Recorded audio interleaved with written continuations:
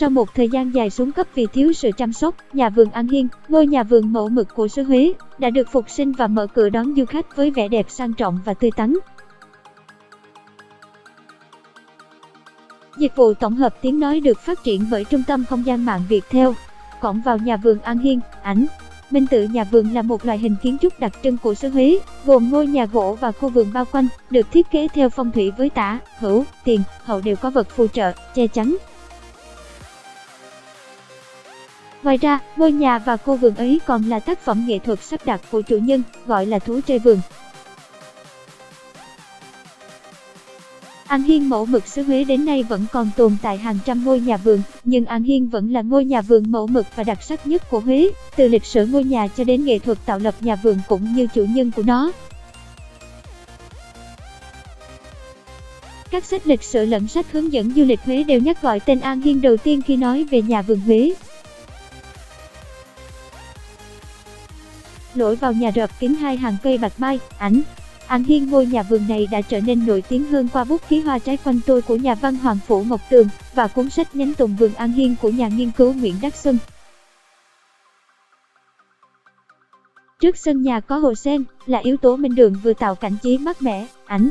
An Hiên theo nhà nghiên cứu Trần Huy Thanh, ngôi nhà vườn này nguyên là phủ An Hiên do ông Phạm Đăng Thập, một vị quan triều Nguyễn, xây dựng cuối thế kỷ 19. Năm 1934, quan Tuần Phủ Nguyễn Định Chi mua lại phủ An Hiên. Sau khi ông Tuần Phủ qua đời, bà quả phụ Đào Thị Xuân Yến đã sống tại đây và tạo lập An Hiên thành một khu vườn kiểu Huế, lấy cái đẹp hoa lá cây trái làm trọng hơn là giá trị kinh tế vườn. Khu vườn đó hiện tọa lạc ở số 58 đường Nguyễn Phúc Nguyên, bên bờ sông Hương, cách Chùa Thiên Mụ khoảng 500 m. Bạn đang nghe tiếng nói nhân tạo của Trung tâm Không gian mạng Viettel. Ngôi nhà ba gian 2 nằm chính giữa khu vườn, ảnh. Minh tự chủ nhân nhà vườn An Hiên, bà Tuần Phủ Nguyễn Định Chi, là một nhân vật lịch sử gắn liền với những năm tháng đấu tranh cho hòa bình, thống nhất ở Huế. Bạn đang nghe giọng đọc phát hành bởi Trung tâm Không gian mạng Viettel. Bà vốn người Bình Định, ra Huế học ở trường nữ trung học Đồng Khánh, bị đuổi học vì bãi khóa, nhưng sau đó lại là hiệu trưởng của trường này, 1952 đến 1955. Bản quyền của Trung tâm Không gian mạng Viettel. Bà Tuần Chi ở vườn An Hiên, ảnh tư liệu bà là người phụ nữ đầu tiên ở miền Trung đậu tú tài Tây, giỏi tiếng Pháp, biết tiếng Anh và chữ Hán. Bà từng là Phó Chủ tịch Liên minh các lực lượng dân tộc, dân chủ, hòa bình thành phố Huế, Ủy viên Hội đồng Cố vấn Chính phủ lâm thời Cộng hòa miền Nam Việt Nam, đại biểu Quốc hội khóa đầu tiên sau ngày thống nhất 1976. Giọng đọc được nghiên cứu và phát triển bởi các kỹ sư Trung tâm Không gian mạng Viettel. Nhà nghiên cứu Nguyễn Đắc Xuân gọi bà Tuần Chi là bà mẹ văn hóa, không đặt nặng doanh thu cho An Hiên sau khi bà Tuần Chi qua đời, 1997. Do những người thừa kế ở quá xa, nhà vườn An Hiên dần dà trở nên tàn tạ do thiếu người trông nom, chăm sóc.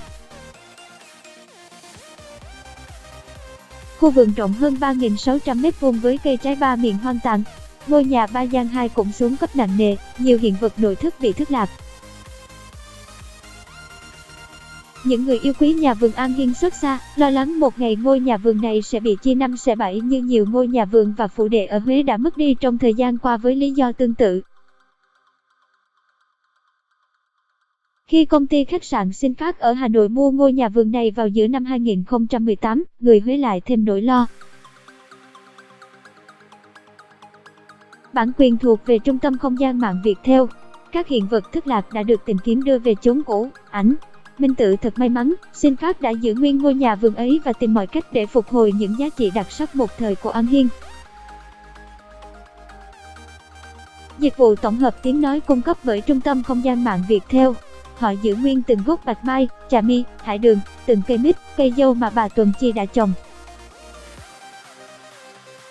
Họ đã đưa thêm nhiều thứ cây cối giá trị khác để thay thế cho những cây đã qua đời do già cỗi.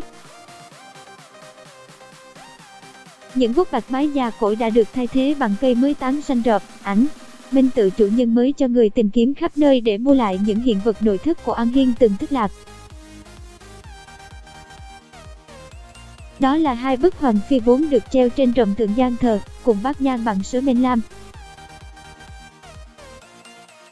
Bạn đang nghe giọng đọc phát hành bởi Trung tâm Không gian mạng Viettel. Những viên đá cẩm thạch trân đế của các cột nhà, những chiếc nồi đồng, ống nhổ, siêu tán khắp nơi đã được đưa về lại chốn cũ. Bản quyền thuộc về Trung tâm Không gian mạng Viettel. Hai bức hoành phi này lưu lạc ở miền Bắc đã được mua lại để đưa về An Hiên. Ảnh Minh Tự các vật dụng giữ nguyên vị trí như khi bà Tuần Chi còn sống. Ảnh Minh Tự tìm được những hiện vật của bà Tuần Chi đã thất lạc khắp nơi về lại An Hiên là quá công phu. Điều đó cho thấy chủ nhân mới rất biết trân trọng giá trị văn hóa của nhà vườn An Hiên. Giọng đọc thuộc bản quyền Trung tâm Không gian mạng Viettel. Tiếng nói từ Trung tâm Không gian mạng, Tập đoàn Công nghiệp Viễn thông Quân đội Viettel. Sắp tới, tôi sẽ đưa toàn bộ hiện vật của bà Tuần Chi mà tôi đang tạm giữ, trong đó có những cuốn nhật ký rất giá trị, về lại An Hiên. Nhà nghiên cứu Nguyễn Đắc Xuân cái giếng năm xưa trong vườn cũng được phục hồi. Ảnh Minh Tự nhà vườn An Hiên đã mở cửa đón khách tham quan hàng ngày.